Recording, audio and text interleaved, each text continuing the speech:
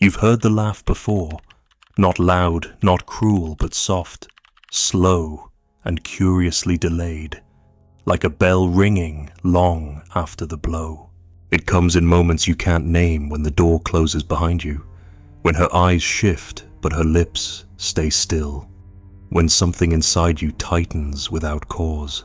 You mistake it for tension, but it's something older, something colder.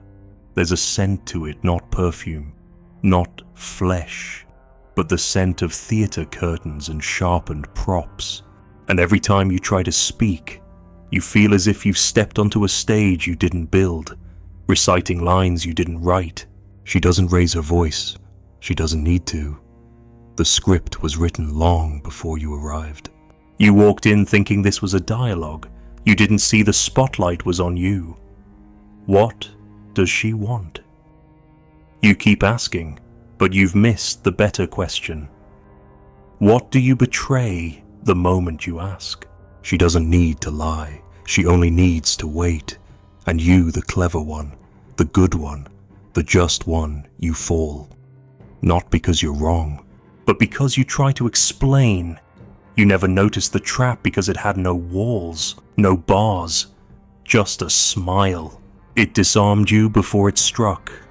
A smile that seemed to yield, seemed to invite, seemed to soothe, and yet behind it was the oldest cruelty in nature, the one that waits. You thought you were approaching her. You thought she would reveal herself. But nothing of her was ever present, only the echo of what you wanted her to be. And that echo shaped her mouth, her words, her glances. She became the mask of your desire, and you bowed to it without knowing you had knelt. She never asked you to kneel. That is what makes it so perfect. She only looked at you with eyes that didn't reflect light, but absorbed it. You thought they were deep, but what you saw was your own hunger thrown back at you, dressed in suggestion, perfumed with ambiguity. The questions she asked were never questions. The silences she offered were not gaps, but riddles. And you, so eager to be understood, mistook them for invitations. You wanted to be seen. That was your mistake. Because to be seen, truly seen, is to give away the architecture of your soul. And she took careful notes. Not because she hated you, not because she even knew you, but because the game is older than either of you, and someone had to play the fool. You were cast in that role the moment you opened your mouth and tried to make sense of her, the moment you thought you could win her with logic, explanation, clarity. You thought your honesty was a sword, but she didn't come with armor. She came with a mirror, and when you raised your weapon, you struck your own reflection. She never lied to you, not once. It was your interpretation that deceived you. She never said she wanted honesty. She said it in a way that made you believe she meant it. There is a difference, and you didn't see it, because you were too busy decoding words, analyzing expressions, trying to uncover the key that would make her stay. But she was never waiting for your key. She was watching the desperation in your fingers as you fumbled through your own lock. You thought you were chasing her heart, but you were only running from your own fear of being nothing in her eyes. And so you argued, gently at first, then with more intensity, not to dominate, but to explain, to reveal, to convince her that you were the right one, that you understood, that you were willing to meet her where she stood. But every time you spoke, her silence grew sharper, not cruel, just sharper, like the edge of a blade polished by your own attempts to reason with it. And when you asked what she wanted, she tilted her head, smiled again the same smile, and said something that sounded profound but meant nothing. Or perhaps it meant everything. You just didn't have the ears to hear it. That was when you began to feel insane. The ground beneath you started to shift, not because it moved, but because you realized it had never been solid. The conversations weren't real, the compliments weren't real, the vulnerability wasn't real. Or maybe they were just not in the way you imagined.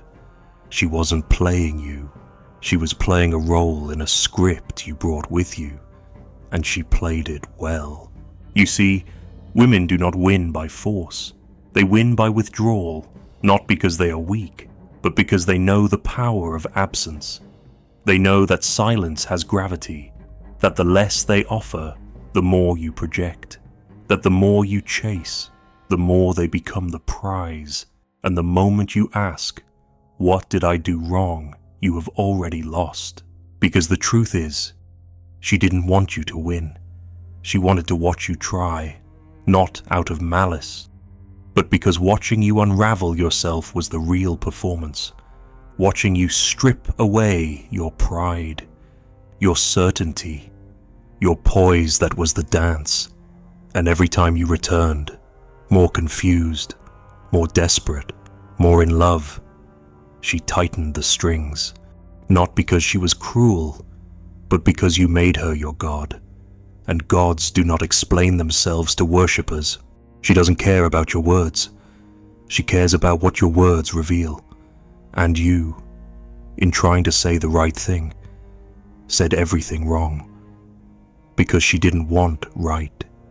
She wanted power, not dominance, not aggression, just power.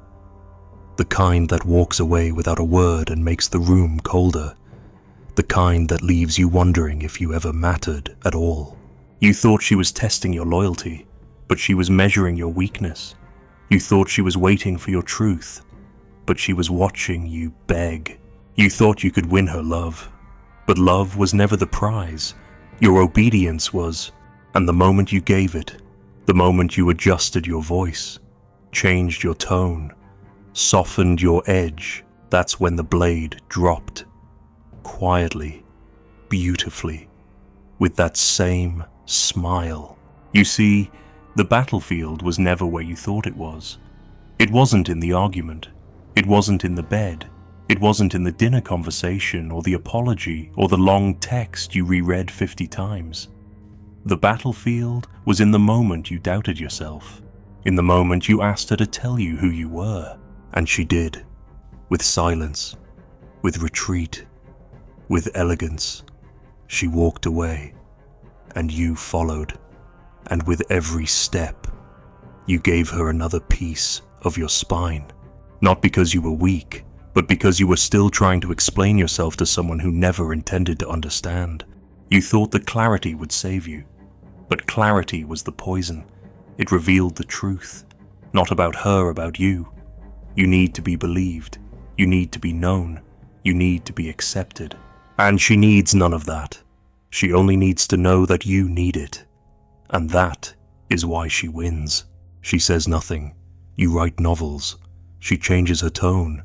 You change your identity. She vanishes for a day. You die for a week. And then, when she returns, you smile. You say you understand. You say you've grown. You say, "I'll never argue again." And you mean it, because you still haven't seen the stage, because the knife has already kissed your throat, and you're still calling it love. She never raised her voice. She never needed to. Her power was in the silence between her words, the pause that made you lean in, the gaze that made you doubt yourself. The moment she blinked slowly and you questioned your entire posture. You never noticed how the room bent around her, how your spine curled slightly in her presence, not out of fear, not out of reverence, but out of a strange need to be smaller, to be allowed. You thought you were seducing her, but you were only editing yourself in hopes she'd nod. You mistook her stillness for depth, her restraint for virtue. But restraint is not the absence of violence. It is its slow unfolding, and you were already bleeding from wounds you couldn't see. She smiled when you spoke of boundaries, not because she planned to cross them, but because she knew you'd move them yourself. She never needed to ask. You offered your dignity in teaspoons, diluted in good faith. You mistook her enigma for grace. You forgot that a mirror doesn't care what stands before it. It only reflects. And so you fed it your longing, your hunger, your unspoken ache to be received without rejection. And she gave you back what you gave, but inverted, twisted, wrapped in her stillness until you were unsure if it was even yours anymore. Every compliment she gave was a test, not of your worth, but of your weakness. She wanted to see how you handled admiration, if you drank it with dignity or begged for another drop, if you wore it like a robe or like a leash. And when you asked her what she liked about you, when you asked if she still felt the same, when you needed her gaze to validate your existence, you failed. Not because she didn't care, but because you needed it too much. You revealed that your power was not internal, that it could be bent, twisted, played. She didn't hate you for this. She simply registered it, like a lion registers the limp in its prey. You still thought the words mattered. You still believed that honesty would bridge the chasm between you. But she had already crossed that chasm without you. She had already studied your fear, your patterns, your noble attempts at reason. She saw how you tried to remain composed when confused, how you bit your tongue in moments of humiliation, how you waited patiently for her to return affection as if it were a tide inevitable, delayed but fair. And in that waiting, you became predictable, a pattern, a habit, something known, and she cannot be drawn to what she fully understands. So she pulled back, slightly, subtly, like a flame retreating just before the moth arrives. And you chased, not with desperation, not yet, but with subtle performances of strength. You posted images, you made clever remarks, you withdrew just enough to see if she noticed. And when she didn't, you leaned back in, not with flowers, but with theories. You tried to diagnose her detachment, analyze her coldness, name it as a trauma, a phase, a fear of intimacy, but all of that was projection. You weren't explaining her. You were explaining your own disbelief that someone could look into you and not be moved. You didn't want her to open up. You wanted her to need you, and she didn't. And that was the wound you could not name. She never claimed to be innocent. You simply never demanded proof. You let the softness of her voice erase your suspicions. You let her tears justify her cruelty. You thought the pain she confessed made her incapable of causing pain. You believed her victimhood made her harmless. But broken glass cuts more deeply than sharpened steel. And when she finally confessed her regrets, you mistook it for transformation. You thought that if she hurt too, it meant the playing field was level. But you were wrong. The confession was just a new tool, a new way to keep you hopeful. She didn't return because she missed you. She returned because she knew you would welcome her. And you did. Again. Always. You gave her second chances wrapped in self-awareness. You told yourself you had grown. You told yourself you would not fall for the same patterns, and for a few days, you didn't. You stayed calm. You didn't over-communicate. You left her space. You played it well. Until she changed her rhythm again. Until she pulled back. Again. Until she said, "I just feel distant lately." And you, like clockwork, asked what was wrong. And in that moment, you gave her the map. You marked your wounds with neon signs. You showed her which words to whisper if she wanted you back, which gestures to make, which silences to craft. She didn't control you. You just kept giving her the reins.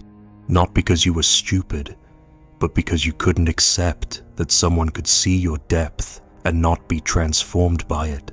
You thought she was resisting intimacy, but she was resisting containment. And the more you tried to fold her into your vision of love, the more she slipped through your fingers. Because she doesn't want to be held. She wants to be worshipped from a distance. She wants to be felt, not caught. She wants to haunt, not heal. And you were trying to name the ghost, wrap it in tenderness, give it a story. But ghosts vanish the moment they're defined, and so she did. And again you were left staring into the void where her presence used to live, wondering if you imagined the whole thing, wondering if you misunderstood, wondering if perhaps you weren't worthy after all. But that question, that last one, that is the door she left open, that is the thorn she planted, that is the echo she designed. Because now, even in her absence, she owns you. You scroll through old messages not to remember her, but to remember who you were when she looked at you.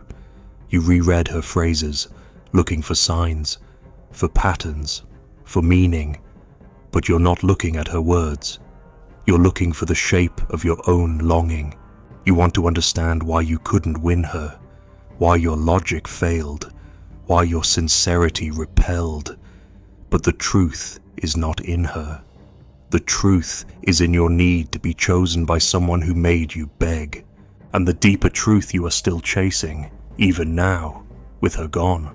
You argue with her absence. You fight against the silence. You perform strength for a phantom. You whisper rebuttals in your mind, imagining what you'd say if she reached out again. But she won't. Not yet. Not until she sees your name fade from her power. Not until she hears of your indifference.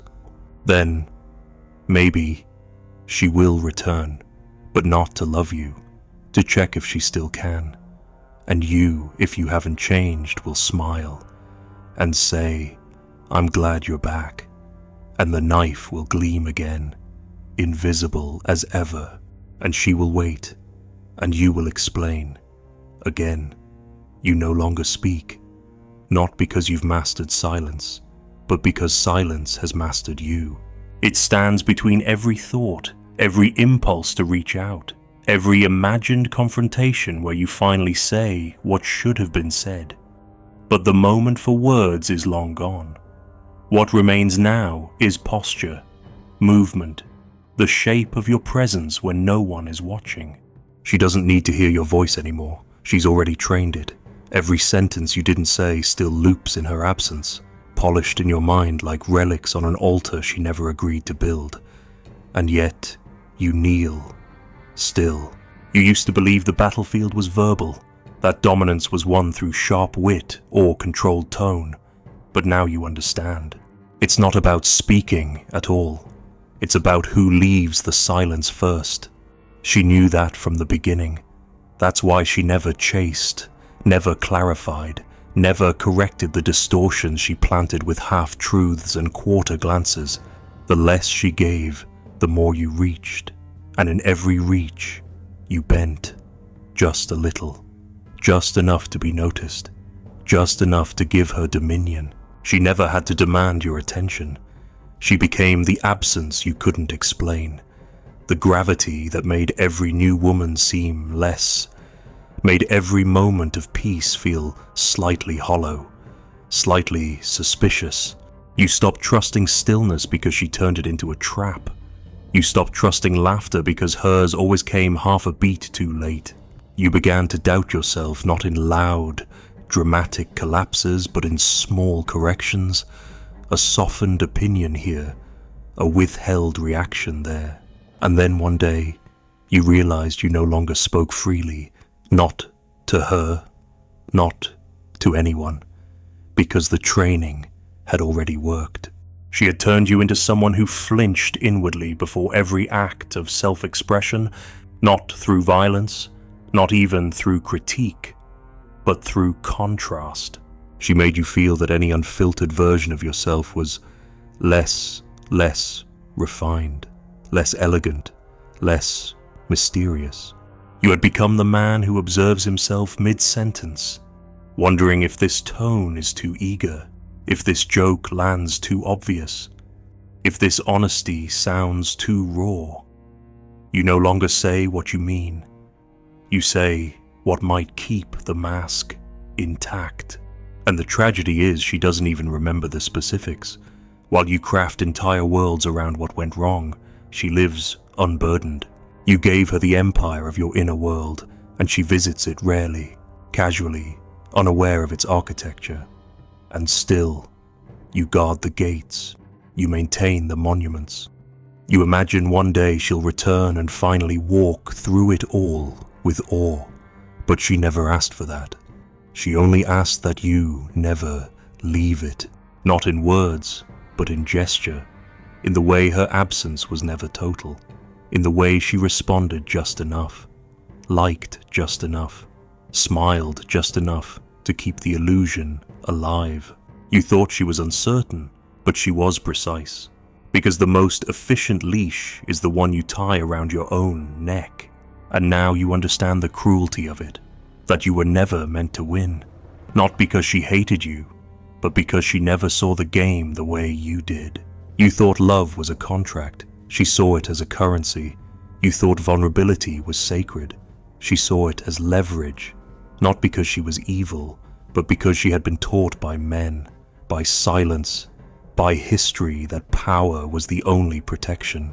And now she wears it well, wears it beautifully, wears it so convincingly that even when you see the blade, you admire the hand that holds it. You've stopped speaking, but inside, the arguments never ended. You replay every moment. You dissect every text. You create entire courtrooms in your mind where you are finally understood. But even in those fantasies, you realize she says nothing. She just watches, and her silence wins again. Because silence is not absence. It is dominance without effort. You wanted to believe you were strong because you didn't yell.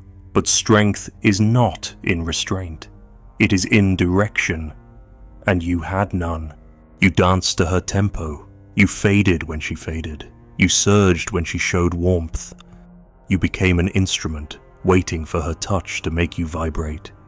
And when she stopped playing, you called it heartbreak. But it was not heartbreak. It was deprogramming. You were addicted not to her but to the performance she required. You still are. And so, you move through the world differently now. You nod more. You watch the eyes of women longer before you speak. You interpret too much. Sense subtext where there may be none. Respond to tones more than words. You've become strategic. You've become cautious. You've become silent. But it is not the silence of power. It is the silence of the hunted animal who once mistook the predator for a partner. She taught you that, and now you want to teach yourself to unlearn it. But the part of you that wants that is the same part she broke, the part that believed words could lead to truth. And so even now, as you resist, you still speak in her language. You still seek her gaze in the eyes of others. You still adjust your soul around what they might desire, because somewhere, deep within, you haven't given up the hope that the right performance will finally make you untouchable, unbreakable, loved. But it won't, because the moment you seek to win her without a word, you're still playing her game, and her game has no ending. Because the empire she built inside you doesn't need her anymore. It runs on memory, on instinct, on reflex. It survives because you do. It lives in the spaces where you hesitate, where you apologize too early, where you stay silent not out of wisdom, but fear. You no longer argue, but you haven't won, not yet, because to win, you would have to burn the theater, and you are still hoping the play will change.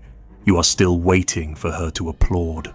Somewhere, she is laughing, not out loud, not cruelly, but like wind through the cracks of an empty chapel, soft, slow, endless. And you still turn your head, hoping the sound means she remembers, but it doesn't. It never did.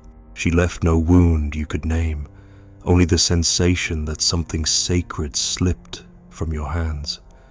You tell yourself it was a lesson, but in truth, it was a mirror, and it never stopped reflecting. The silence remains, not as peace, as presence. Her absence has shape now, weight, ritual. You reach for words, but they betray you. You stare at the door, but it never opens, and somewhere behind your eyes, the smile returns, the one that came before the knife.